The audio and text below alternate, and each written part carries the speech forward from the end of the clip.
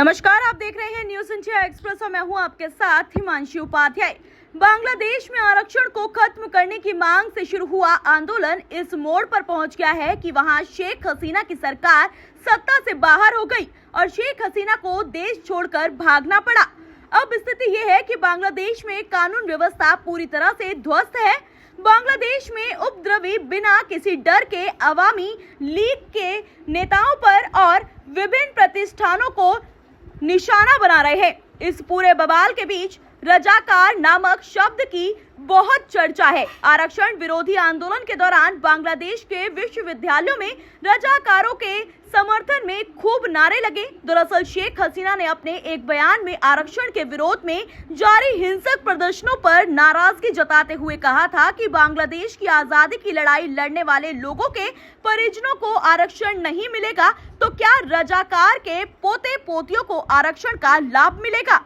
शेख हसीना ने यह भी कहा कि जो लोग आजादी की लड़ाई लड़ने वाले लोगों को या उनके रिश्तेदारों को मिलने वाले आरक्षण का विरोध कर रहे हैं वो रजाकार हैं। शायद शेख हसीना को भी इस बात का अंदाजा नहीं था कि प्रदर्शनकारियों को रजाकार कह देने से विरोध प्रदर्शन इतने हिंसक हो जाएंगे कि पूरा बांग्लादेश सुलग उठेगा। शेख हसीना के इस बयान से लोग इतना नाराज हो गए हैं कि विरोध प्रदर्शन के दौरान मैं कौन तुम कौन रजाकार रजाकार जैसे नारे लगा रहे हैं।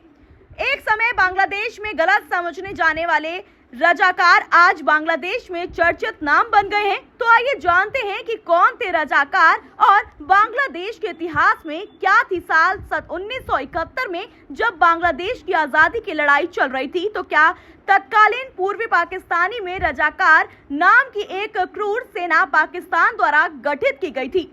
रजाकार शब्द का अर्थ हिंदी में सहायक होता है। रजाकार पाकिस्तान समर्थक थे और पाकिस्तान की सेना के साथ रजाकारों ने विरोध को दबाने की कोशिश की थी। रजाकारों ने पाकिस्तानी सेना के जासूसों के तौर पर भी काम किया। इस दौरान रजाकारों ने बांग्लादेश मुक्ति युद्ध के दौरान बांग्लादेश के नागरिकों पर खूब जुल्म किए। वह यही वजह है कि बांग्लादेश में रजाकार को अपमानजनक शब्द माना जाता था और बांग्लादेश में देशद्रोही और हिंसक प्रवृत्ति के लोगों के लिए रजाकार शब्द का इस्तेमाल कर उन्हें अपमानित किया जाता था। मीडिया रिपोर्ट्स के अनुसार 1971 के बांग्लादेश की आजादी के युद्ध में रजाकार एक सशक्त बल था जिसमें पाकिस्तान समर्थित बंगाली और बिहारी मुसलमान थे। इस बल का गठन पाकिस्तान के जनरल टिक्का खान ने गठन किया था।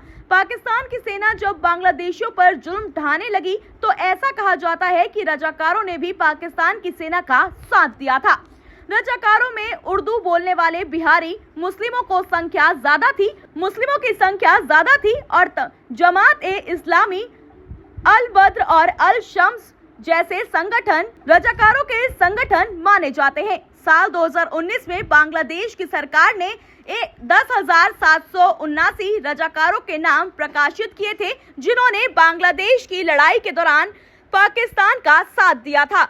जमात-ए-इस्लामी के नेता एकेएम यूसुफ, जिसे रजाकार फोर्स का संस्थापक भी माना जाता है, उसे साल 2013 में मानवता के खिलाफ अपराध मामले में गिरफ्तार किया गया था और साल 2014 को हिरासत में ही दिल का दौरा पड़ने से उनकी मौत हो गई थी।